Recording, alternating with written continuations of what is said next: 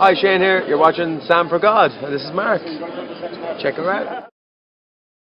Well, hello guys, how are you doing today? Now, as most of you know, I'm a big theatre goer, so I go to theatre a lot and I see many different types of shows. And of course, out of all these shows that I see, there are some every now and again that I just don't like much, or sometimes I even hate shows. It's bound to happen when you see lots of shows, you're not going to like all of them, there's going to be some that you just don't like or think just aren't good enough. And that's happened with me before as well, with quite a few shows. I don't talk about those shows here on this channel because I want this channel to be about shows that I actually like. I've said it before, but the main reason I do these videos is because I want people to go to theatre and to see shows that I've enjoyed seeing. That's why most of my reviews are mainly positive. If I see a show that I absolutely hate, I just don't see the point of making a video about it because I don't feel like it's my place to tell people not to go and see a show because I think everyone should make their own opinion, and I just don't feel like it's fair if I tell people to not go and see a show just because I don't like it. But today I want to talk about a show that I saw a few years ago and I absolutely hated it the first time. And I hated it so much on leaving the theatre I just thought I'd never go back to the theatre again because I never wanted to see that show again. That one experience for me was enough and I was like, I hated this, I do not want to see this again.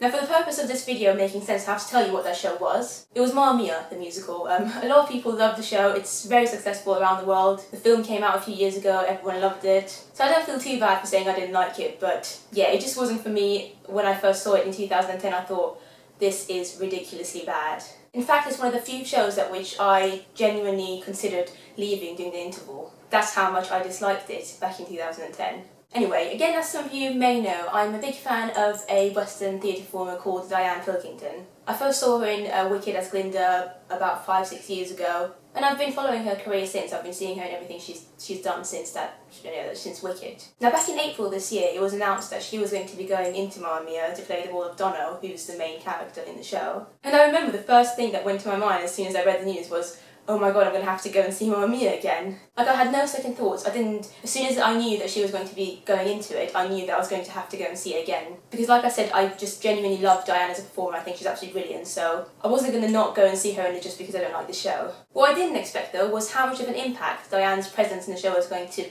have on my enjoyment of the show. On the 13th of August 2013, I finally went back to see a show that I had vowed not to go and see again when I first saw it. On my way to the theatre I was thinking, what the hell am I doing? Why am I putting myself, through this show again when I know I'm going to hate it? And I'm going to be honest, when the show started, the first scene was Sophie singing I Have a Dream and all that stuff, I was sat there thinking, this is all coming back to me now, I realise why I didn't like it, it's just, this is not my thing, why am I seeing this again, I don't like this. But then as soon as Diane entered the stage and said her few lines and, sang a song or two, there was suddenly a massive smile on my face which stayed there for the rest of the show. It was just permanently there and I was having an amazing time. I could not believe it and I don't really understand how it happened, but I genuinely really enjoyed myself that night. It was one of the best nights at the theatre that I've ever had, and ironically it was at one of my least favourite shows of all time. So what made that happen? That's the question I've been thinking about. The main reason I think is obvious. Diane Pilkington, like I said, is a favourite performer of mine. I've loved her in everything she's done before, so I was confident that I was going to like her in this as well, but I just didn't think that her being in the show was going to make me like the rest of the show as well, which I did that night. I genuinely enjoyed the whole show. Even scenes that she wasn't in, I was enjoying and smiling through. So although I think the main reason is Diane being cast in the show, I also think it was the fact that I myself was trying to enjoy it. I was willing to look at it in a positive way. Diane's first entrance is, I think, maybe about 10 minutes in, and as soon as she came, like I said, I started to really like the show. Maybe that's the wrong word, I didn't really like the show, but I just really enjoyed the show, the experience. And I think because I was enjoying her performance so much, in my mind I thought, maybe I should try and enjoy the rest of the show as well, because, I'm loving this, so why ruin the show for myself? Why not try and enjoy the rest of it too? And that positive mindset, I think, made me enjoy the show that night and enjoy my experience at Mamma Mia.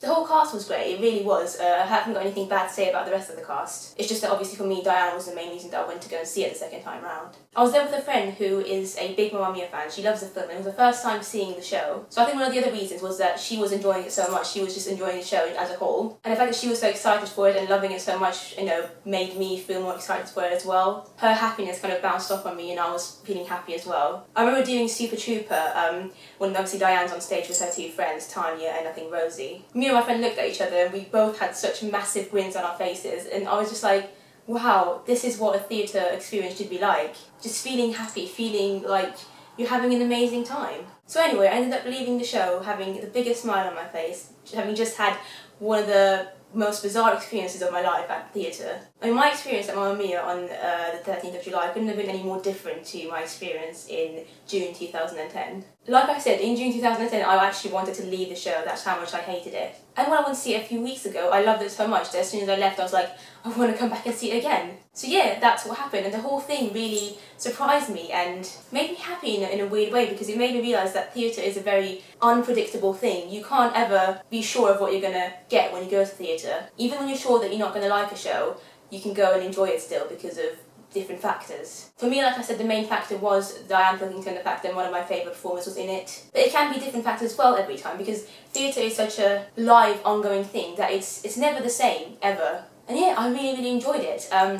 The thing is, I also have to explain it. I love ABBA's music. I absolutely adore ABBA's music. I always have. My mum is a fan of them, so I've grown up listening to them and stuff, and I love their music. I think they're a brilliant band. So for me, that's not the problem with Mamma Mia. The main problem I had with Mamma Mia when I saw it in 2010 was the story. I found the story so ridiculous and stupid and lacking that I just hated the whole thing. I'd seen the film before as well, so I knew that I wasn't going to like the story, but I was hoping that maybe seeing it live was going to be different. And it wasn't. I still just didn't feel anything for the show. I was actually upset that people were singing ABBA songs in such a stupid way, like making a stupid story out of songs that mean so much more, in my opinion. And also, in 2010, the actors that we had on stage, the ones playing Donna and Sophie, especially the person who's playing Donna, had a very annoying voice. Like, I don't want to name her, I don't want to blame her, but maybe it was just me not liking her voice, but to me she was ruining ABBA songs and I just hated it. I'm not going to name her because that's not fair. To be honest, I don't remember who she was, but yeah, the girl playing Sophie, even she didn't have a good voice, so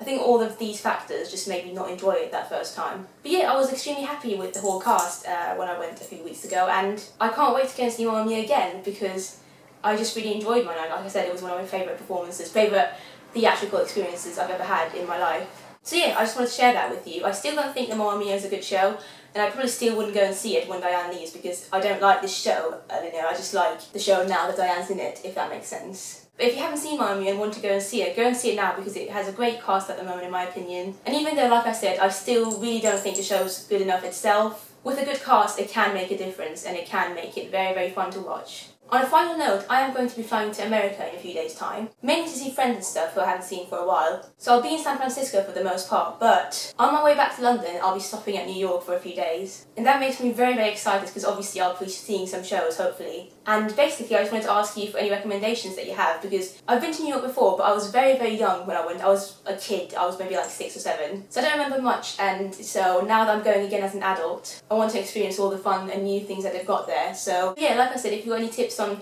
places to go and things to see while I'm in New York, and maybe San Francisco as well, let me know please. I'd really appreciate it, especially on like tips on how to get tickets and stuff, because I've never ever been to a Broadway theatre before, and like I said, I'm hoping to go and see at least 2 shows this time. Also, if you're in the area in New York and want to come and say hi, let me know and I'd be happy to come and say hi. But yeah, as always, thank you so much for watching, and I will see you next time, probably from America. Bye!